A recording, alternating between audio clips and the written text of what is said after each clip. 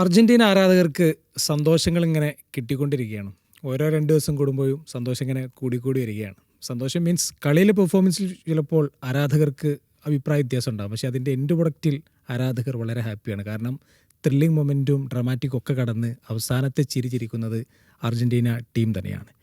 ഇന്നത്തെ സ്വിറ്റ്സർലാൻഡിനെതിരെയുള്ള മത്സരവും അങ്ങനെ തന്നെയാണ്. നമ്മൾ ഈ സാധാരണ ഈ മാച്ചിൻ്റെ മൊമെൻറ്റ്സിൻ്റെ ഒരു ഗ്രാഫ് ഉണ്ടാവുമല്ലോ. അപ്പോൾ ആ ഗ്രാഫ് നോക്കുമ്പോൾ എനിക്ക് തോന്നുന്നത് ഏറിയും കുറഞ്ഞും പോയിരുന്നൊരു മാച്ചായിരുന്നു. പക്ഷേ ഒരു റെഡ് കാർഡ് വന്നതോടെ പിന്നീട് കളിയുടെ മൊമെൻറ്റം പൂർണ്ണമായിട്ടും അർജന്റീനയിലേക്ക് തിരികുകയാണ് ഉണ്ടായിട്ടുള്ളത്. അപ്പോൾ നമ്മൾ ഈ മത്സരത്തെക്കുറിച്ച് വിശദമായിട്ട് തന്നെ ചർച്ച ചെയ്യാമെന്ന് വിചാരിക്കുന്നത്. നമുക്ക് നൂറിൽ നിന്ന് തന്നെ തുടങ്ങാം. ഞാൻ വിചാരിക്കുന്ന ആ മത്സരം ഒരു 50-50 ചാൻസിൽ പോയിക്കൊണ്ടിരിക്കുന്ന ഒരു മത്സരമായിരുന്നു. ഒരു സ്വിറ്റ്സർലാൻഡാണ് ഞാൻ ഇതുവരെ ടൂർണമെൻറ്റിൽ അർജന്റീനയ്ക്ക് കിട്ടിയ ഏറ്റവും ഒരു ഒപ്പോണൻറ്റ് സ്വിറ്റ്സർലാൻഡാണ്. കാരണം കേബോയുടെയൊക്കെ ചില മൊമെൻറ്റ്സിൽ മാത്രമാണ് പിടിച്ചെന്നത്. ഈജിപ്ത് ആണെങ്കിൽ 80 മിനിറ്റ് വരെ കളിച്ചതൊക്കെ അവസാനത്തെ 10 മിനിറ്റ് കൊണ്ടുപോയി കളയുകയും ചെയ്തു. പക്ഷേ സ്വിറ്റ്സർലാൻഡ് അങ്ങനെ ആയിരുന്നില്ല. അവരൊരു യൂറോപ്യൻ ടീമാണ്. വളരെ കൺസിസ്റ്റൻ്റ് പെർഫോമൻസാണ്. അവർ 2024 സ്പെയിനോടാണ് അവസാനമായിട്ട് തോറ്റിട്ടുള്ളത്. അതിനുശേഷം ഒരു മത്സരം പോലും തോൽക്കാതെയുള്ള ഒരു വരവായിരുന്നു സ്വിറ്റ്സർലാൻഡിനേത്. അവർ കളിക്കളത്തിൽ വളരെ ഡിസിപ്ലിനോടെ വളരെ ടാക്റ്റിക്കലായിട്ട് തന്നെയായിരുന്നു കളിച്ചിരുന്നത്. അവർക്ക് കൃത്യമായൊരു പ്ലാൻ ഉണ്ടായിരുന്നു. ഈവൻ ആഫ്റ്റർ റെഡ് കാർഡ് പോലും അവർക്ക് കൃത്യമായൊരു പ്ലാൻ ഉണ്ടായിരുന്നു. മത്സരം പരമാവധി നീട്ടിക്കൊണ്ട് പോവുക, അവരൊരു ഷൂട്ടൗട്ടൊക്കെ പ്രതീക്ഷിച്ചിരുന്നു. അപ്പോൾ സത്യത്തിൽ ആ ഒരു മത്സരത്തിൻ്റെ ടേണിംഗ് പോയിൻ്റ് ആയത് ആ എംബോളോയുടെ ആ റെഡ് കാർഡ് തന്നെയല്ലേ? അതെ, ടേണിംഗ് പോയിന്റ് എംബോളോയുടെ റെഡ് കാർഡ് തന്നെയാണ്. കാരണം ഈ ഒരു ഫസ്റ്റ് ഗോള് സ്കോർ ചെയ്തതിന് ശേഷം, സ്വിറ്റ്സർലാൻഡ് സ്കോർ ചെയ്തതിന് ശേഷം, അല്ലെങ്കിൽ അർജന്റീന ഫസ്റ്റ് ഗോൾ സ്കോർ ചെയ്തതിന് ശേഷം ഇവർ ചെയ്തൊരു പരിപാടി എന്ന് പറയുന്നത് ഭയങ്കരമായിട്ട് സിറ്റ് ബാക്ക് ചെയ്ത് കളിച്ചു എന്നുള്ളതാണ്. ഇത് നമ്മൾ ഈ മാച്ചിൽ മാത്രമല്ല, ഈജിപ്ത് ആവട്ടെ, കാബോ വെർഡെക്ക് എതിരാവട്ടെ, ഇവരൊന്ന് സ്കോർ ചെയ്തു എന്ന് ഇവർക്ക് വിശ്വാസം വരുന്ന ആ ഒരു മൊമെൻറ്റ് തൊട്ടിട്ട് ഭയങ്കരമായിട്ട് സിറ്റ് ബാക്ക് ചെയ്ത് കളിക്കുകയാണ്. അതെന്തുകൊണ്ടാണ് ആ കോൺഫിഡൻസ് അവർക്ക് വരുന്നത്, അല്ലെങ്കിൽ അതിലൊരു ടാക്ടിക്കൽ ചേഞ്ച് ഇപ്പോൾ നമ്മൾ ഈ ഒരു വേൾഡ് കപ്പ് ടൂർണമെൻറ്റിൽ പൊതുവേ കണ്ട എല്ലാ ടൂർണമെൻറ്റിലും നമ്മൾ ആ ഒരു ചേഞ്ച് ഇവരിൽ നിന്ന് കാണുന്നില്ല. ഭയങ്കരമായിട്ട് സിറ്റ് ബാക്ക് ചെയ്ത് കളിക്കുന്ന ഒരു സാഹചര്യമാണ്. അതെന്തായാലും ആ ഓപ്പർച്യൂണിറ്റി അവിടെ സ്വിറ്റ്സർലാൻഡ് മുതലെടുത്തു എന്നുള്ളതാണ്. അതിനു മുമ്പേ ഇപ്പോൾ ഗോൾ സ്കോർ എൻഡോയെ ഒരുപാട് ചാൻസസ് ക്രിയേറ്റ് ചെയ്യാൻ നോക്കിയിട്ടുണ്ട്, ചാൻസസ് സ്കോർ ചെയ്യാൻ നോക്കിയിട്ടുണ്ട്. പക്ഷെ അതൊന്നും സാധിച്ചില്ല. പക്ഷേ ഇതേപോലെ എനിക്ക് തോന്നുന്നു എമിലിയാനോ മാർട്ടിനസിൻ്റെ ഒരു മിസ്റ്റേക്കിനെക്കാട്ടിലും അത്രയും നേരം ഡിഫൻസ് വളരെ ഈസി ആക്കിയിട്ട് ആ ഒരു ഗെയിമിന് ഒരു 1-1 കളിച്ചിട്ടാണ് ആ ഒരു ഗോൾ സ്കോർ ചെയ്യുന്നത്. അപ്പോൾ അത്രയും ഒരു കോമ്പിനേഷൻ പ്ലേ ആ ഫ്ലാങ്കിൽ ക്രിയേറ്റ് ചെയ്യാൻ തക്ക തരത്തിൽ സ്വിറ്റ്സർലാൻഡിന് അവിടെ ഒരു ഓപ്ഷൻ കൊടുത്തു എന്നുള്ളതാണ് അർജന്റീന ചെയ്തത്. പിന്നീടാണ് എംബോളോക്ക് ഒരു റെഡ് കാർഡ് ലഭിക്കുന്നത്. അത് തീർച്ചയായിട്ടും അതിനൊന്നും പറയാനില്ല, കാരണം റെഫറിൻ്റെ റൈറ്റ് കോൾ തന്നെയാണ്. എംബോൾ എന്താ ഉദ്ദേശം എന്നുള്ളതാണ്. ആദ്യം നമ്മളും കണ്ടപ്പോൾ ഇത് എന്തിനാ റെഫറി ഇങ്ങനെ ചെയ്ത് നമ്മളൊന്ന് ഒരു നിമിഷത്തേക്കൊന്ന് ചിന്തിച്ചു പോയി. പക്ഷേ റീപ്ലേ കണ്ടപ്പോഴാണ് മനസ്സിലാവുന്നത്, അതായത് പെരഡേസിന് യെല്ലോ കാർഡ് ഒരു പക്ഷേ പെരഡേസിന് യെല്ലോ കാർഡ് കൊടുത്തിട്ടില്ലെങ്കിൽ may be referee VAR intervention അവിടെ നടക്കുന്നുണ്ടാവില്ല. കാരണം സെക്കൻഡ് യെല്ലോ ഉള്ള ഒരു കേസ് ഉണ്ടായത് കൊണ്ട് വാർ ഇടപെട്ടേക്കാം. പക്ഷെ അതൊന്ന് ഫീൽഡിൻ്റെ ഒരു ഹാഫ് സ്പേസിലായതുകൊണ്ട് തന്നെ, ഒരു സെൻട്രലായതുകൊണ്ട് തന്നെ ഒരു പക്ഷെ അത് ഇടപെടില്ലായിരുന്നു. പക്ഷെ ഇതാണ് റെഫറിനെ ഡിസീവ് ചെയ്യാൻ എന്നുള്ളതാണ് ഫുട്ബോളിന്റെ ബേസിക് റൂൾ എന്ന് പറയുന്നത്. മിസ്റ്റേക്കൺ ഐഡന്റിറ്റി പുതിയ റൂൾ അല്ല എന്നുള്ളതാണ് എൻ്റെ ഒരു. ഈ വേൾഡ് കപ്പിൽ എനിക്ക് തോന്നുന്നത് ഇത് 2ാമത്തെ പ്രാവശ്യമാണ് മിസ്റ്റേക്കൺ ഐഡന്റിറ്റിന്റെ കേസിൽ ഇവർ വാർ ഇന്റർവ്യൂ ചെയ്യുന്നത്. ഫസ്റ്റ് US പരാഗ്വേ മാച്ചിലും ഇതേ സിറ്റുവേഷനിൽ വാർ ഇന്റർവ്യൂ ചെയ്തിട്ടുണ്ടായിരുന്നു. അതും പെനാൽറ്റി ബോക്സിന്റെ ഉള്ളിലല്ലായിരുന്നു, പെനാൽറ്റി ബോക്സിന്റെ പുറത്ത് വെച്ചിട്ടായിരുന്നു. ഈ ഒരു കേസിലും അവർ ചെയ്തു എന്നുള്ളതാണ്. പക്ഷേ ഇതിൽ നമ്മൾ ഒരിക്കലും റെഫറിയുടെ ആ ഒരു ഡിസിഷൻ, കാരണം അത് റെഫറിയുടെ ക്ലിയർ ആൻഡ് ഒബ്വിയസ് എററാണ്, അത് വളരെ എവിഡന്റ് ആണ്, എററാണ്. വാറിന്റെ കൃത്യസമയത്തുള്ള അത് വാറിന്റെ കൃത്യസമയത്ത് കാലായിരുന്നെങ്കിൽ ഭയങ്കര ഇൻജസ്റ്റിസ് ആയി പോകുന്ന ഒരു മൊമെന്റ് ആയിരുന്നു. പക്ഷേ ഇടപെടാൻ പറ്റുന്നുള്ള. ഒരുപക്ഷെ പെരഡസിന് യെല്ലോ കാർഡ് കൊടുത്തില്ലായിരുന്നെങ്കിൽ ആരും ചിലപ്പോൾ അത് ചർച്ച ചെയ്യപ്പെടുന്ന ഒരു വിഷയമാവില്ലായിരുന്നു. പക്ഷെ അത് ഈ ഒരു യെല്ലോ കാർഡ് കൊടുത്തും ചെയ്തു. പിന്നെ ആൾ ഓൾറെഡി ഒരു യെല്ലോ കാർഡിന് ബുക്ക്ഡ് ആണ്. അപ്പോൾ എന്തുകൊണ്ടും അർജന്റീനക്ക് ഫേവറബിൾ അല്ല, അർജന്റീനക്ക് അഡ്വാൻറ്റേജ് ആയിട്ടുള്ളൊരു സിറ്റുവേഷൻ ആണ്. കാരണം ആൾക്ക് സെക്കൻഡ് യെല്ലോ കിട്ടിക്കഴിഞ്ഞാൽ അവർക്ക് തീർച്ചയായിട്ടും അഡ്വാൻറ്റേജ് ആണ്. അപ്പോൾ തീർച്ചയായിട്ടും ആ ഒരു ഗെയിമിൽ അത് കൊടുക്കൽ എന്ന് പറയുന്നത് ക്ലിയർ ആൻഡ് ഓബ്വിയസ് എറർ തന്നെയാണ്, വാറിൻ്റെ കറക്റ്റ് ഇൻ്റർവെൻഷൻ ആണെന്ന് ഞാൻ വിശ്വസിക്കുന്നുള്ളത്. അത് കഴിഞ്ഞതിന് ശേഷം സ്വിറ്റ്സർലാൻഡിൻ്റെ ഒരു മെയിൻ സ്ട്രൈക്കർ, അതായത് അവരുടെ ഏരിയൽ ബോളും കാര്യങ്ങളൊക്കെ കണക്ട് ചെയ്യാൻ കപ്പാസിറ്റി ഉള്ള ഒരു സ്ട്രൈക്കറാണ് അവർക്ക് അവിടെ നഷ്ടപ്പെടുന്നത്. പക്ഷെ എന്നിട്ട് പോലും സ്വിറ്റ്സർലാൻഡ് ഞാൻ ഒരു പക്ഷേ വിചാരിച്ചു, ഇഞ്ചുറി ടൈം നമുക്കറിയാം 9 മിനിറ്റോളം ഇഞ്ചുറി ടൈം ലഭിച്ചിട്ടുണ്ടായിരുന്നു. അപ്പോൾ ഈ ഒരു മൊമെൻറ്റിലൊക്കെ അർജന്റീനയുടെ ഒരു മിഡ്ഫീൽഡിലൊക്കെ നമുക്ക് ഒരുപാട് പ്രതീക്ഷകളുണ്ടെന്നുള്ളതാണ്. പക്ഷെ അതിന് തക്ക തരത്തിൽ അവർക്ക് വളരാൻ സാധിച്ചു എന്നുള്ളത് ഈ മാച്ചിൻ്റെ ഒരു എവിഡൻസ് തന്നെയാണ്. ഇപ്പോൾ മെസ്സി ആണെങ്കിൽ പോലും മെസ്സിയുടെ ഒരു പെനിട്രേഷനൊക്കെ നമ്മൾ സ്വാഭാവികമായിട്ട് ചില മാച്ചുകളിൽ കാണാറുണ്ട്. പക്ഷേ ഈ മാച്ചിൽ മെസ്സിനെ കൊണ്ടും അത് സാധിച്ചിട്ടില്ല എന്നുള്ളതാണ്. അപ്പോൾ ഒരു ഇഞ്ചുറി ടൈം വരെ അവർ പ്രൊലോങ് ചെയ്തു സ്വിറ്റ്സർലാൻഡ്. പിന്നെ ഈ ഒരു ഡിഫൻസ് അത്രയും യൂണിറ്റിൽ കൊണ്ടുപോകാന്ന് പറയുന്നത് 10 ഔട്ട്ഫീൽഡ് പ്ലെയേഴ്സ് ഫീൽഡ് ഉണ്ടെങ്കിൽ പോലും ഭയങ്കര ഡിഫിക്കൽട്ട് ആയിട്ടുള്ളൊരു സംഭവമാണ്.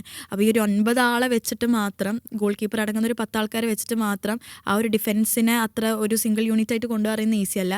പക്ഷേ സ്വിറ്റ്സർലാൻഡിൻ്റെ ആ ഒരു പ്ലാന് വർക്കൗട്ടായി എന്നുള്ളതാണ്. വർക്കൗട്ടായി അവർ ഫസ്റ്റ് ഹാഫ് അത് കൊണ്ടുപോയി. പിന്നെ നമ്മൾ ഇവർ ഇത്രയും നേരം ഇത് സസ്റ്റെയിൻ ചെയ്തു എന്നുള്ള ആ ഒരു ഇതിൽ നമ്മൾ വിചാരിച്ചു ഇത് ഷൂട്ട് ഔട്ടിലേക്ക് കാര്യം പോയേക്കാന്നുള്ളത്. കാരണം ഊലിയൻ ആൽവാരസിൻ്റെ ഒരു ഗോൾ വന്ന് നമ്മൾ ശ്രദ്ധിച്ചാൽ അറിയാം, അവർ ഒരുപാട് സെൻട്രലി പെനിട്രേറ്റ് ചെയ്യാനും കാര്യങ്ങളൊക്കെ അവിടെ ശ്രമിച്ചിട്ടുണ്ടായിരുന്നു. പക്ഷേ അതിനൊരു സ്പേസ് കിട്ടുന്നില്ല എന്നുള്ളത് മനസ്സിലാക്കിയപ്പോഴാണ് ഊലിയൻ ആൽവാരസ് കറക്റ്റ് ഒരു ഡിഫൻഡേഴ്സ് ഒന്നും ചാർജ് ചെയ്യാത്ത സാഹചര്യത്തിൽ അവിടെ കൃത്യമായിട്ടൊരു സ്പേസ് കണ്ടെത്തി ഊലിയൻ ആൽവാരസ്.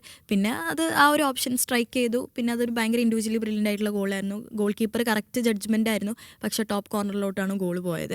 അപ്പോൾ ഇതാണ് ഇപ്പം പിന്നെ വന്നത് മാർട്ടിനസിൻ്റെ ഗോളാണ്. മാർട്ടിനസിൻ്റെ ഗോൾ എന്താണെന്ന് വെച്ചാൽ നമുക്ക് സ്വിറ്റ്സർലാൻഡ് പിന്നെ അവർക്ക് അറ്റാക്ക് ചെയ്യാതെ വേറെ നിവൃത്തിയില്ല. അപ്പോൾ എന്തായാലും ആ ഒരു സ്പേസ് അവർ എക്സ്പ്ലോയിറ്റ് ചെയ്തു. തീർച്ചയായിട്ടും ഞാനും അതേ ഒപ്പീനിയുള്ള ആളാണ്. കാരണം ആ രണ്ടാമത്തെ അൽവാരസിൻ്റെ ഗോളാണ് ഏറ്റവും നിർണായകമായത്. കാരണം ഒരു നിലക്കും ഒരു ബോക്സിനുള്ളിലേക്ക് കടത്തി വിടാത്തൊരു സമയത്ത് ഒരു എന്താ പറയുക ഇൻഡിവിജ്വൽ ബ്രില്യൻസ് വേണമായിരുന്നു. ആ സമയത്താണ് കൃത്യമായിട്ട് അൽവാരസ് ആ ഗോള് വളച്ചെടുക്കുന്നത്. അപ്പോൾ നമ്മുടെ കൂടെയുള്ള അതിഥി ഡോക്ടർ റിനൂപ് സാറാണ്. ഒരു അർജൻറ്റീന ഫാൻ എന്ന പെർസ്പെക്റ്റീവിൽ നോക്കുമ്പോൾ എനിക്ക് തോന്നുന്നത് ഈ മത്സരത്തിൻ്റെ എൻ പ്രൊഡക്റ്റിൽ ഓഫ് കോഴ്സ് സന്തോഷം ഉണ്ടാവും. പക്ഷെ അതർവൈസ് ഒരു പ്ലേയിങ് സ്റ്റൈൽ മെസ്സി അടക്കമുള്ള പലരുടെയും പെർഫോമൻസ് നോക്കുമ്പോൾ ഒരു നിരാശയുള്ള മത്സരമായിരിക്കും. എങ്ങനെയാണ് മത്സരത്തെ കാണുന്നത്? എങ്ങനെയാണ് നമ്മളൊരു വേൾഡ് കപ്പ് പോലെയുള്ളൊരു സ്റ്റേജിൽ, നോക്കൗട്ട് സ്റ്റേജിൽ ഏറ്റവും പ്രൈമറി ആയിട്ടുള്ള കാര്യം എന്ന് പറയുന്നത് കളി ജയിക്കുക എന്നുള്ളതാണ്. ഏറ്റവും ഇമ്പോർട്ടൻ്റ് ആയിട്ടുള്ള കാര്യം അതാണ്. അടുത്ത സ്റ്റേജിലേക്ക് പോവുക. അപ്പോൾ ആ ഒരു കാര്യം നോക്കുമ്പോൾ നമ്മൾ എന്തായാലും ഹാപ്പിയാണ്. ക്വാർട്ടർ കഴിഞ്ഞു, സെമിയിലേക്ക് കടന്നിരിക്കുകയാണ്. അതാണ് ഏറ്റവും ഇമ്പോർട്ടൻ്റ് ആയിട്ടുള്ള കാര്യം.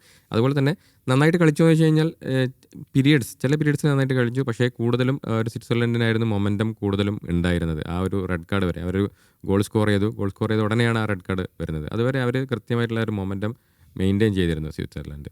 അപ്പോൾ അങ്ങനെ നോക്കുകയാണെന്നുണ്ടെങ്കിൽ ആ ഒരു ഇഷ്യൂ അവിടെ നിൽക്കുന്നുണ്ട്. നമുക്കൊരു പണ്ടത്തെ പോലെ നമ്മൾ സ്കലോണിയുടെ അർജൻറ്റീനയുടെ ഒരു ഏറ്റവും വലിയ പ്രത്യേകത എന്ന് പറയുന്നത് ഗെയിംസ് കൺട്രോൾ ചെയ്യുക എന്നുള്ളതായിരുന്നു. നമുക്ക് പൊസഷൻ പോയി കഴിഞ്ഞ് കഴിഞ്ഞാലും ആ പൊസഷൻ ഇമ്മീഡിയറ്റ്ലി റീഗെയിൻ ചെയ്തെന്ന് സൈക്കിൾ ചെയ്തുകൊണ്ടുള്ള കളിയായിരുന്നു പോയിക്കൊണ്ടിരുന്നത്. പക്ഷേ നമ്മൾ ആ ഒരു രീതിയിലുള്ള കളിയല്ല ഈ ഒരു വേൾഡ് കപ്പ് തുടങ്ങിയ മുതൽ നമ്മൾ ആ ഒരു രീതിയിലുള്ള കളിയല്ല കാണുന്നത്.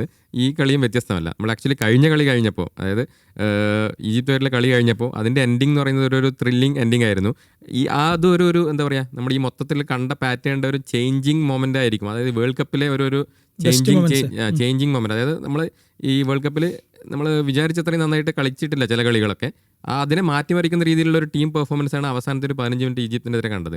ആ ഒരു മൊമെൻറ്റത്തിൽ നമ്മൾ ഇനിയുള്ള കളികളിലേക്ക് ബിൽഡ് ചെയ്യുന്നുള്ളതാണ് നമ്മുടെ ഒരു എക്സ്പെക്റ്റേഷൻ ഉണ്ടായിരുന്നത്. പക്ഷേ ഇത് കണ്ടില്ല. വീണ്ടും നമ്മൾ ഒരു പഴയ ഇതിലേക്ക് തന്നെ ലെസ് ഇൻറ്റൻസ് ഗെയിമിലേക്ക് പോവുകയാണ്. അത് ചിലപ്പോൾ ഒരു ടാക്ടിക്കൽ മൂവ് ആയിരിക്കാം. ഒരു ഏർലി ഗോള്, സ്വിറ്റ്സർലൻഡ് നമുക്കറിയാം ഈ ടൂർണമെൻറ്റിൽ ഒരു കളിയിൽ പോലും ഫസ്റ്റ് ഗോൾ കൺസീഡ് ചെയ്യാത്ത ടീമാണ്. അപ്പോൾ അങ്ങനെയുള്ള ടീമിനെതിരെ ഒരു ഏർലി ഗോള് സ്കോർ ചെയ്യാൻ പറ്റിയപ്പോൾ സിറ്റ് ബാക്ക് ചെയ്യുക, മത്സരം കൺട്രോൾ ചെയ്യുക എന്നുള്ളതായിരിക്കണം ഉദ്ദേശിച്ചിരുന്നത്. പക്ഷേ ആ ഒരു കൺട്രോളിങ് അവിടെ വന്നില്ല.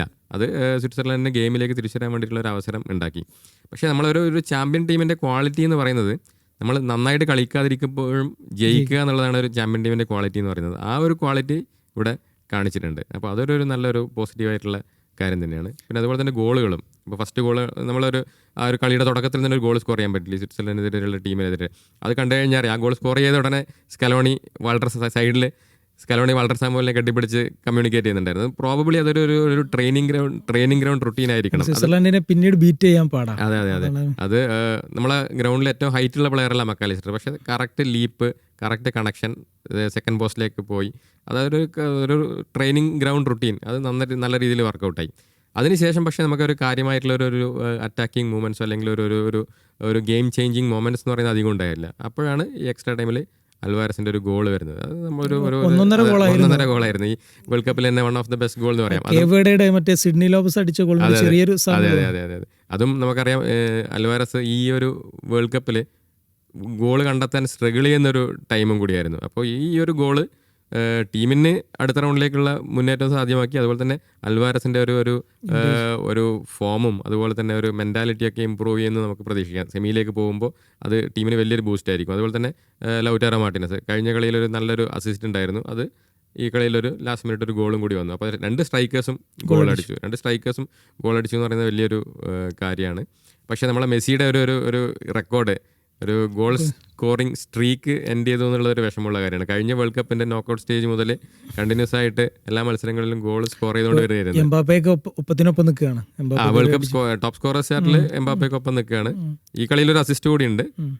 നല്ല അസിസ്റ്റഡ് എണ്ണത്തിൽ എംബാപ്പ ഒന്നും മുന്നില്ല. എംബാപ്പ 3 അസിസ്റ്റ് ഉള്ളതുകൊണ്ട് പട്ടികയിൽ നമ്മളെ മെസ്സിയുടെ പെർഫോമൻസ് മാത്രം അനലൈസ് ചെയ്യുമ്പോൾ, കാരണം ഈ ടൂർണമെൻറ്റിൽ ഉടനീളം മെസ്സിയുടെ മാജിക് മൊമെൻ്റാണ് അർജൻറ്റീനയെ ഒരു പരിധി വരെ രക്ഷിച്ച് നിർത്തിയത്. പക്ഷേ ഇന്നത്തെ മത്സരം എനിക്ക് തോന്നുന്നു മെസ്സിയുടെ ഈ ടൂർണമെൻറ്റിലെ മെസ്സിയുടെ സ്റ്റാൻഡേർഡ് അനുസരിച്ച് പോസ്റ്റ് എന്നാണ് ഞാൻ പറയാം. ചില മൊമെൻറ്റുകളിൽ അദ്ദേഹം അതിഗംഭീരമായി കളിച്ചിരുന്നു, ഒരു അസിസ്റ്റ് ഉണ്ട്. എന്നാലും ടോട്ടലി മെസ്സിയുടെ ഒരു മത്സരത്തെ എങ്ങനെയാണ് കാണുന്നത്? എങ്ങനെയാണ് മെസ്സി നമ്മൾ ആദ്യം ആക്സെപ്റ്റ് ചെയ്യേണ്ട ഒരു കാര്യം, മെസ്സി എന്ന് പറയുന്ന ഒരു ഏജ് 39 വയസ്സായിട്ടുള്ള ഒരാൾ, ആ ആളിൽ നമുക്ക് എക്സ്പെക്ട് ചെയ്യാൻ പറ്റുന്ന കാര്യങ്ങൾക്ക് ഒരു ലിമിറ്റേഷൻസ് ഉണ്ട്. അതായത് മെസ്സി ആണെങ്കിലും ഗോട്ടാണെങ്കിലും എന്താണെങ്കിലും നമുക്കൊരു ലിമിറ്റേഷൻസ് ഉണ്ടല്ലോ. നമ്മളിപ്പം കഴിഞ്ഞ കളിയിൽ ഈജിപ്തിനെതിരെയുള്ള കളിയിൽ നോക്കുകയാണെങ്കിൽ തന്നെ ആദ്യത്തെ 70 മിനിറ്റ് മെസ്സി വളരെ എന്താ പറയുക കളിയിലില്ലാത്ത പോലെയായിരുന്നു. ഡ്രിബിൾസ് ഒന്നും കംപ്ലീറ്റ് ചെയ്യാൻ, പെനാൽറ്റി മിസ് ചെയ്തു, ഡ്രിബിൾസ് കംപ്ലീറ്റ് ചെയ്യാൻ പറ്റുന്നില്ല, കളിക്കുമ്പോൾ ഇൻ്റർസെപ്റ്റ് ചെയ്ത് ഇപ്പുറത്തേക്ക് കൗണ്ടർ വരുന്നു.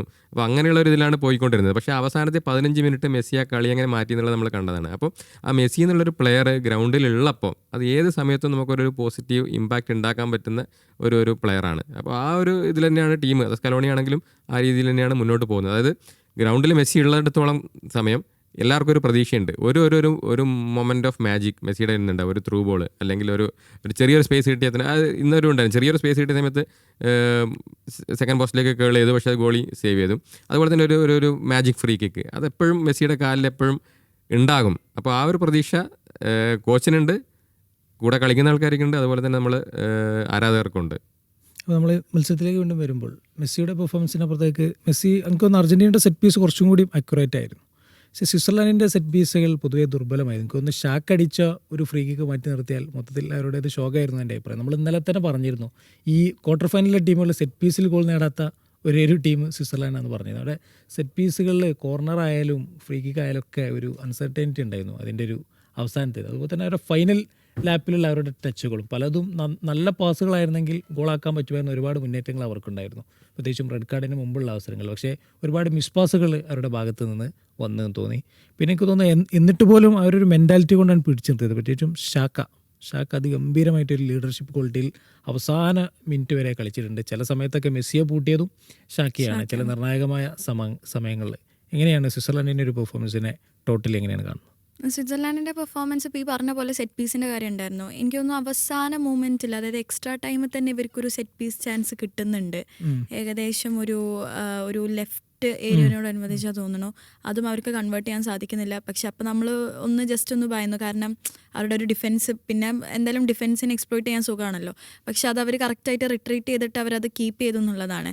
ഈ ഒരു മിസ് പാസ് ഇപ്പോൾ ഈ ഗോൾ സ്കോറായിട്ടുള്ള എൻഡോയൻ്റെ പോലും ഒരുപാട് ഗോൾ സ്കോർ ചെയ്യാനുള്ള ചാൻസുകൾ ഒരു പക്ഷേ ഒന്ന് ചിപ്പ് ചെയ്തിരുന്നെങ്കിൽ ഗോളായിരുന്ന ലിസാൻഡ്രോ മാർട്ടിനസിൻ്റെ ഒരു ബ്രില്യൻ സേവ് ഉണ്ടായിരുന്നു ആ ഒരു ടൈമിൽ. അതായത് ആ ഗോള് പോകുന്ന ആ ഒരു ടൈമിൽ ആൾക്കൊന്ന് കറക്റ്റ് ഒന്ന് ചിപ്പ് ചെയ്തിരുന്നെങ്കിൽ മേ ബി ഗോളാവുന്ന തരത്തിലുള്ള ഒരുപാട് ഓപ്പർച്യൂണിറ്റീസ് ഉണ്ടായിരുന്നു. പിന്നെ ഈ പറയുന്ന പോലെ മിസ് പാസസ് ഒരുപാട് ഉണ്ടായിരുന്നു എന്നുള്ളതൊക്കെ ഒരു ഫാക്റ്റാണ്. പക്ഷേ അൾട്ടിമേറ്റ്ലി സ്വിറ്റ്സർലാൻഡിൻ്റെ ഈ ഒരു പെർഫോമൻസിൻ്റെ ഇവിടെ ഒരു പ്രശ്നമുണ്ടെങ്കിൽ കൂടിയും അത് അർജൻറ്റീനയ്ക്ക് മുതലെടുക്കാൻ സാധിച്ചു എന്നുള്ളതാണ്. കാരണം ഇപ്പോൾ ഈ ഒരു എക്സ്ട്രാ ടൈമിൽ തന്നെ അവർ ഒരുപാട് പാസ് ചെയ്യുന്നുണ്ട് എന്നല്ലാതെ പെനിട്രേഷൻ പോസിബിൾ അല്ലായിരുന്നു. അപ്പോൾ എനിക്ക് തോന്നുന്നു Switzerland if not red card അവരൊന്നും കൂടെ ബെറ്റർ ആയിട്ട് പെർഫോം ചെയ്തു.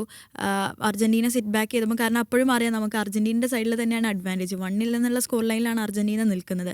ആ സിറ്റ് ബാക്ക് ചെയ്ത് കളിക്കുമ്പോഴും അവരത് മാക്സിമം യൂട്ടിലൈസ് ചെയ്യാൻ ശ്രമിക്കുന്നുണ്ടായിരുന്നു. യൂട്ടിലൈസ് ചെയ്തിട്ടാണ് ആ ഗോൾ അവിടെ സ്കോർ ചെയ്തിട്ടുണ്ടായിരുന്നത്. പിന്നെ എടുത്ത് പറയേണ്ട ഒരു പെർഫോമർ ഷാക്ക തന്നെയാണ്. കാരണം എന്താണെന്ന് വെച്ചാൽ ആളുടെ ആ ഒരു ലീഡർഷിപ്പ് ക്വാളിറ്റി നമ്മൾ ഇന്നലത്തെ പോഡ്കാസ്റ്റിൽ തന്നെ നമ്മൾ പറഞ്ഞിട്ടുണ്ടായിരുന്നു. ആളായിരിക്കും ആ ഒരു മിഡ്ഫീൽഡിൻ്റെ ടെമ്പോ കറക്റ്റായിട്ട് കൺട്രോൾ ചെയ്യാന്നുള്ളത്, ജനറൽ ടെമ്പോ. കാരണം ആളെ ത്രൂ ആണ് മൊത്തത്തിലെല്ലാം പാസുകളും, ആളാണ് ആ ഒരു കോർഡിനേഷൻ പോയിന്റ് എന്നുള്ളത് നമുക്ക് കൃത്യമായിട്ട് പറയാൻ സാധിക്കും. അത് മാത്രമല്ല, ഞാൻ ശ്രദ്ധിച്ച വേറൊരു സംഭവം എന്ന് വെച്ചാൽ എക്സ്ട്രാ ടൈമിൻ്റെ ബ്രേക്കിൽ, എക്സ്ട്രാ ടൈം 15 മിനിറ്റ്സ് കഴിഞ്ഞിട്ടുള്ള ബ്രേക്കിൽ ആസ് എ ക്യാപ്റ്റൻ ഷാക്കിൻ്റെ ഒരു എൻകറേജ്മെൻറ്റ് ഉണ്ടായിരുന്നു ടീമിൻ്റെ, അതായത് ചെയ്യാൻ സാധിക്കും എന്നുള്ള രീതിയിൽ. അപ്പോൾ ആ തരത്തിൽ ഷാക്ക ഓൺ ഫീൽഡും പിന്നെ ഇതുപോലെ തന്നെ ആ ഒരു മെൻറ്റാലിറ്റി കാണിക്കണേലും സാക്ക പെർഫെക്റ്റ് ആയിരുന്നു എന്നുള്ളതാണ്. പക്ഷേ ഇതാണ് ആൽവാരസിൻ്റെ ആ ഒരു ഇൻഡിവിജ്വൽ ബ്രില്യൻസ് ആണ് ഇവരെ അതായത് അർജന്റീനയെ മുന്നിലെത്തിച്ചതെന്നുള്ളതാണ്. തോന്നുന്നു 2 ഗോൾ കീപ്പേഴ്സും നല്ല പെർഫോമൻസ് ആയിരുന്നു. അതെ, സ്വിറ്റ്സർലൻഡിന്റെ ഗോളി അത് ഗംഭീര പെർഫോമൻസ്. 2 ഗോളും ഗംഭീര അദ്ദേഹത്തിന്റെ performance മിസ്റ്റേക്ക് അല്ല, അൽവാരസിന്റെ ഒരു നിവൃത്തിയില്ല. മൈക്കലിസ്റ്ററുടെ ആണെങ്കിലും അങ്ങനെ തന്നെയായിരുന്നു. പക്ഷേ ഒരുപാട് സേവുകൾ അദ്ദേഹം ചെയ്തിട്ടുണ്ട്. പ്രത്യേകിച്ചും മെസ്സിയുടെ നല്ലൊരു ഷോട്ടിന്റെ ഒരു അതിഗംഭീരമായ സേവ് ആയിരുന്നു അത്. കാരണം മെസ്സിയുടെ സ്ഥിരം ശൈലിയുള്ളൊരു ഷോട്ടായിരുന്നു. അതുപോലെ തന്നെ മാർട്ടിനസും എനിക്ക് തോന്നുന്നു ആ ഗോൾ മാറ്റി നിർത്തിയാൽ മാർട്ടിനസും ഗംഭീര പെർഫോമൻസ് ആയിരുന്നു. ഒരുപാട് നല്ല സേവുകൾ നടത്തിയിട്ടുണ്ട് എന്നാണ് തോന്നുന്നത്. എന്താണ് റിനും സാറിന് എന്താണ് തോന്നുന്നത്, ഈ ഒരു കളി വെച്ചിട്ട് ഇംഗ്ലണ്ടിനെ അടിക്കാൻ പറ്റുമോ? ഫ്രാങ്ക്ലി പറഞ്ഞു കഴിഞ്ഞാൽ അതെല്ലാവരും പറയുന്ന ഒരു കാര്യമാണ്. ഈ കളിയും കൊണ്ട് നിങ്ങൾ കേപ്പോർഡായിട്ടുള്ള കളിയിൽ കളി കഴിഞ്ഞപ്പോൾ പറഞ്ഞാൽ ഈ കളിയും കൊണ്ട് പോയി കഴിഞ്ഞാൽ അടുത്ത കളിയിൽ പൊട്ടും. അടുത്ത കളി ഈജിപ്തുമായിട്ടുള്ള കളി കഴിഞ്ഞപ്പോൾ പറഞ്ഞു ഇത് കളിയായിട്ട് സ്വിറ്റ്സർലൻഡായിട്ട് ആ ഒരു സ്റ്റാൻഡേർഡ് അല്ല. കാരണം ഫിഫ റാങ്കിങ്ങിൽ അല്ല അതെ അത് ഞാൻ നമ്മളിപ്പം സ്കലോണീൻ്റെ ഒരു ഇത് പ്രോഗ്രഷൻ നോക്കുകയാണെന്നുണ്ടെങ്കിൽ ആക്ച്വലി നമ്മൾ ആ ഓപ്പോസിറ്റ് ടീമിനെതിരെ അതിനനുസരിച്ചിട്ടുള്ള ഗെയിം പ്ലാനും അതിനനുസരിച്ച് ആ ഒക്കേഷൻ അനുസരിച്ചിട്ട് ഉയരാനുള്ള ഒരു കഴിവ് അത് നമ്മുടെ ടീം നേരത്തെയും കാണിച്ചിട്ടുണ്ട്. അപ്പോൾ ആ ഒരു ലെവൽ, അതായത് വേൾഡ് കപ്പിൻ്റെ സെമി ഫൈനൽ ഇംഗ്ലണ്ടിനെ പോലെ ഒരു ടീമിനെ എതിരിടുമ്പോൾ ആ ഒരു ലെവലിലേക്കുള്ള പെർഫോമൻസ് അർജൻറ്റീന കാഴ്ചവെക്കും തന്നെയാണ് പ്രതീക്ഷിക്കുന്നത്. അത് ഓരോ കളിക്കും അനുസരിച്ചിട്ടുള്ള ലെവൽ ഓഫ് പെർഫോമൻസ് അത് ടീമിൻ്റെ ഭാഗത്ത് നിന്ന് എന്തായാലും ഉണ്ടാവും. എങ്ങനെ ജയിക്കണമെന്ന് ഈ ടീമിന് അറിയാം. അപ്പോൾ ആ ഒരു പെർഫോമൻസ് എന്തായാലും ഉണ്ടാവും. പിന്നെ ഒന്ന് നമ്മൾ കഴിഞ്ഞ വേൾഡ് കപ്പിൽ നിന്ന് ഏകദേശം ഓൾമോസ്റ്റ് സിമിലർ സ്ക്വാഡാണ് ഇപ്പോൾ ഉള്ളത്. അതിൽ നിന്ന് ഒരു 4 വയസ്സോളം ആൾക്കാർക്ക് കൂടിയിട്ടുണ്ട്. ആ ഒരു പ്രായത്തിൻ്റെ ഒരു പ്രശ്നം നമ്മൾ ഈ കളികളിൽ കാണുന്നുണ്ട്. പ്രത്യേകിച്ചും റൈറ്റ് സൈഡ് ഓഫ് അർജന്റീനയുടെ റൈറ്റ് സൈഡിൽ റോഡ്രിഗോ ഡിപ്പോളും അതുപോലെ തന്നെ മൊളീന. ആ റൈറ്റ് സൈഡ് എപ്പോഴും ഒരു റിസ്കി ഏരിയ ആണ്. എല്ലാ കളികളിലും ആ ഒരു ഏരിയയിൽ നിന്നാണ് എന്താ പറയുക ഒരു ഡിഫൻസീവ് മിസ്റ്റേക്സ് അല്ലെങ്കിൽ ഗോൾസ് വരുന്നത്. അപ്പോൾ ആ ഒരു പാർട്ട് അഡ്രസ് ചെയ്യേണ്ടതുണ്ട്. ഒരു റീബിൽഡിന്റെ ടൈം ആയി എന്നാണ് തോന്നുന്നത്. ഈ വേൾഡ് കപ്പ് കഴിഞ്ഞാൽ മെസ്സി പോലെ ഏതായാലും പോകും. വേറെയും ഒരുപാട് മാറ്റി നിർത്തിയിട്ട് നെക്സ്റ്റ് ജനറേഷൻ ബിൽഡ് ചെയ്യാനുള്ള ടൈം ആയിരിക്കും. അല്ലെങ്കിൽ ഒരു പക്ഷേ എനിക്ക് തോന്നുന്നത് ഭയങ്കരമായ ഒരു കൊളാപ്സിലേക്ക് എത്താൻ സാധ്യതയുണ്ട്. പല ടീമുകളും ഇപ്പോൾ ജർമ്മനിക്കൊക്കെ ഒരു ഘട്ടത്തിൽ സംഭവിച്ചതാണ്. ഒരു സുവർണ്ണ തലമുറയ്ക്ക് ശേഷം പിന്നീട് സംഭവിച്ചു. ബ്രസീലിന് സംഭവിച്ചിട്ടുണ്ട്. അത് 2010 മുതൽ തുടങ്ങിയൊരു സാധനം പിന്നീട് ടീമുണ്ടായിരുന്നെങ്കിലും അവർക്ക് മുതലെടുക്കാൻ പോയില്ല. എന്താ നൂറൊക്കെ എന്തെങ്കിലും പോയിന്റ്സ് മത്സരത്തെ കുറിച്ച് അടയാണ്? ഇതാണ് അതായത് ഇപ്പോൾ കഴിഞ്ഞ മാച്ചിൽ നോക്കുകയാണെന്നുണ്ടെങ്കിൽ ഈജിപ്തിനെതിരെയുള്ള മാച്ചിൽ ഇവരിങ്ങനെ മെസ്സിയെ ഫൈൻഡ് ചെയ്യാൻ ഇങ്ങനെ ട്രൈ ചെയ്തുകൊണ്ടിരിക്കുകയാണ്. അപ്പോൾ ഞാനൊരിക്കലും ഇപ്പോൾ ഈ മാച്ചിലാണെന്നുണ്ടെങ്കിലും ഈ മാച്ചിൽ എനിക്ക് തോന്നുന്നു അതിന് കുറച്ചും കൂടി ഒരു കുറവുണ്ടായിരുന്നു എന്നുള്ളതാണ്. അപ്പോൾ ഈ ബാക്കിയുള്ള 9 പ്ലേയേഴ്സ് എപ്പോൾ മെസ്സിയെ ഫൈൻഡ് ചെയ്യാതെ അവരായിട്ടൊരു ഓപ്പർച്യൂണിറ്റി ക്രിയേറ്റ്, കാരണം അവർക്ക് പോലും ഗോൾ അടിക്കാൻ ചാൻസ് ഉള്ള പല സാഹചര്യത്തിലും they are still trying to find Messi. അപ്പോൾ മെസ്സി എന്ന് പറയുന്നത് ഈ വേൾഡ് കപ്പോട് കൂടി ഏകദേശം നമ്മൾ വിചാരിക്കുന്ന ആളുടെ അവസാന വേൾഡ് കപ്പാണെന്നുള്ളതാണ്. അപ്പോൾ അർജൻറ്റീന അടുത്തൊരു വേൾഡ് കപ്പിലോട്ട് വരുമ്പം മെസ്സി എന്നുള്ള എക്സ് ഫാക്ടർ ഇല്ലാന്നുണ്ടെങ്കിൽ അവരെന്ത് ചെയ്യും എന്നുള്ളത് പല ആളുകളും പറയുന്നുണ്ട്. മെസ്സി ഇല്ലാത്തൊരു ഗെയിം പ്ലാൻ കൃത്യമായിട്ട് ലിയോണൽ സ്കലോണിക്ക് ഉണ്ട് എന്നുള്ളത്. പക്ഷെ ഞാനത് വിശ്വസിക്കുന്നില്ല. നമ്മൾ ജോർദാൻ വേഴ്സസ് അർജൻറ്റീന മാച്ച് കണ്ടതാണ്. മെസ്സി ഇല്ലാത്തൊരു ഫസ്റ്റ് ഹാഫും മെസ്സി വന്നതിന് ശേഷമുള്ള ഒരു ഹാഫും നമ്മൾ കൃത്യമായിട്ട് നമ്മൾ കണ്ടതാണ്. അപ്പോൾ മെസ്സി ഇല്ലാതെ വാട്ട് ഈസ് അർജൻറ്റീനാസ് പ്ലാൻ എന്ന് ചോദിച്ചു കഴിഞ്ഞാൽ ഇപ്പോൾ നമ്മൾ ഈ ഒരു സ്കോർ ലിസ്റ്റിൻ്റെ ഒരു ടൈമിൽ നമ്മൾ പറഞ്ഞ സംഭവമാണ് നിക്കോ പാസ് ഒരു പക്ഷേ ആ ഒരു റീപ്ലേസ്മെൻറ്റ് അല്ലെങ്കിൽ ആ ഒരു മെസ്സി എന്നുള്ള ആ ഒരു സോണിലേക്ക് വരാനുള്ള ഒരു താരമാണെന്നുള്ളതൊക്കെ. പക്ഷേ മെസ്സി എത്രത്തോളം ഇനി ഏത് പ്ലെയറിനും റീപ്ലേസ് ചെയ്യാൻ പറ്റില്ല എന്നറിയാം. പക്ഷെ അതിനനുസരിച്ച് വേറെ രീതിയിൽ ഈ ടീം റീബിൽഡ് ചെയ്ത് വന്നിട്ടില്ല എന്നുണ്ടെങ്കിൽ അടുത്ത വേൾഡ് കപ്പിൽ അർജൻറ്റീന എന്ന് പറയുന്ന ടീമിൽ ഡിപ്പെൻഡ് ആവും നമ്മൾ കാണാൻ പോകുന്നത്. നമ്മളതിലേ നിങ്ങൾക്ക് അൽമാഡ് അവസാന നിമിഷം വന്നിട്ട് അത്യാവശ്യം നല്ല പെർഫോമൻസ് ആണ് പുറത്തിരുന്ന് തോന്നുന്നു. ചില ലോങ് റേഞ്ചുകൾ അടിച്ചിട്ടുണ്ട്. അതുപോലെ തന്നെ നീക്കോ ഗോൺസാലസിൻ്റെ പെർഫോമൻസ് എനിക്കൊന്ന് 1-2 നല്ല ടേക്കുകൾ ഉണ്ടായിരുന്നു. ഒരു ടച്ച് ലൈനിന് സമീപത്തു നിന്ന് ഒരു ബോൾ റിക്കവർ ചെയ്യുന്നുണ്ട്. മൈക്കലിസ്റ്റർക്കാണ് തോന്നുന്നത് ആ ബോൾ കിട്ടുന്നത്. പക്ഷെ അദ്ദേഹത്തിന് അത് ഗോൾ ചെയ്യാൻ പറ്റില്ല. സ്കലോണിയുടെ ഒരു സബ്സ്റ്റിറ്റ്യൂഷൻസിനെ എങ്ങനെയാണ് കാണുന്നത്? ഇപ്പോൾ നീക്കോ പാസിനൊന്നും അവസരം കാര്യമായിട്ട് കിട്ടിയിട്ടില്ല. എന്നാൽ അദ്ദേഹം മത്സരത്തിനനുസരിച്ച് പ്ലാൻ മാറ്റുന്നുണ്ട്. ഇന്നിപ്പോൾ 5 സ്ട്രൈക്കേഴ്സൊക്കെ ഒരേ സമയം ഗ്രൗണ്ടിൽ ഉണ്ടാകുന്നത് കണ്ടു. എന്താണ് സ്കലോണിയുടെ ഒരു പ്ലാനിങ്ങിനെ കുറിച്ച് എന്താണ് തോന്നുന്നത്? അൽമാദ ആക്ച്വലി ഗ്രൂപ്പ് സ്റ്റേജുകളിലൊക്കെ എല്ലാ മാച്ചുകളും സ്റ്റാർട്ട് ചെയ്തിട്ടുള്ള പ്ലെയറാണ്. സ്കലോണിയുടെ ഒരു വിശ്വസ്തനായിട്ടുള്ള ഒരു പ്ലെയറാണ്. പക്ഷേ ആ കളികളിലൊന്നും ഒരു വേണ്ടത്ര ഇമ്പാക്റ്റ് ഉണ്ടാക്കാൻ പറ്റിയിട്ടില്ല. അതുപോലെ തന്നെ അർജന്റീനയ്ക്ക് ഒരു ഡിഫൻസീവ് സോളിഡിറ്റിയും നഷ്ടപ്പെട്ട ഒരു പ്രോപ്പർ ഡിഫൻസീവ് ഹോൾഡിംഗ് മിഡ്ഫീൽഡർ ഇല്ലാതെയാണ് ആ സമയത്ത് കളിച്ചുകൊണ്ടിരുന്നത്. അപ്പോൾ പരേഡസ് ഇഞ്ചുറി ഫ്രീ ആയി വന്ന സമയത്ത് അൽമാഡ ബെഞ്ചിലേക്ക് പോയതാണ്. ഇന്നത്തെ കളിയിൽ ആ ഒരു സബ്സ്റ്റിറ്റ്യൂഷൻ ആക്ച്വലി ആ ഒരു ഫ്രഷ് ലെഗ്സ് എസ്പെഷ്യലി 10 പേരായി ചുരുങ്ങിയതിന് ശേഷം ഫ്രഷ് ലെഗ്സ് വളരെ ഇമ്പോർട്ടൻ്റ് ആണ്. ആ ഒരു സബ്സ്റ്റിറ്റ്യൂഷൻസ് അതിൽ ആ ഒരു രീതിയിൽ വളരെയധികം ഹെൽപ്പ് ചെയ്തിട്ടുണ്ട്. ഇപ്പോൾ നിക്കോ ഗോൺസാലസ് ആണെങ്കിലും നമ്മുടെ അൽമാഡ ആണെങ്കിലും ലെഫ്റ്റ് സൈഡ് ഒന്ന് കൺട്രോൾ ചെയ്യാൻ വേണ്ടിയിട്ട് സഹായിച്ചിട്ടുണ്ട്. നിക്കോ ഗോൺസാലസ് ടാഗ്ലാഫിക്കൊക്കെ റീപ്ലേസ്മെൻ്റ് ആയിട്ടാണ് വന്നത്. അതൊരു ലെഫ്റ്റ് ഫുൾ ബാക്കിൻ്റെ റീപ്ലേസ്മെൻ്റ് ആയിട്ടാണ് ഒരു ലെഫ്റ്റ് വിങ്ങർ വന്നിട്ടുള്ളത്. കാരണം കൂടുതലും അറ്റാക്കിംഗ് ഹാഫിലാണ് കളി നിൽക്കുന്നത്. അപ്പോൾ ഒരു പ്രോപ്പർ ഒരു ഫുൾ ബാക്ക് ഇല്ലെങ്കിൽ കൂടി ഒരു വിങ്ങർക്ക് കളി സ്ട്രെച്ച് ചെയ്യാനും അവിടുന്ന് ഒരു ക്രോസ് അല്ലെങ്കിൽ കട്ട് ബാക്ക് ചെയ്യാൻ വേണ്ടി പറ്റുന്നുള്ള ഒരു സാഹചര്യം, ആ സാഹചര്യം നല്ല രീതിയിൽ യൂട്ടിലൈസ് ചെയ്യാൻ വേണ്ടിയിട്ട് ഗോൺസാലസിന് പറ്റിയിട്ടുണ്ട്. ഒന്ന് രണ്ട് ഒരു വിങ്ങർ എന്നുള്ള രീതിയിൽ ഒരു ഷോട്ടുകളും കൂടി വന്നു കഴിഞ്ഞ് കഴിഞ്ഞാൽ കുറച്ചും കൂടി ആ ഒരു ഫ്ലാങ്കിലുള്ള കളി ഇമ്പ്രൂവ് ആയി വരും.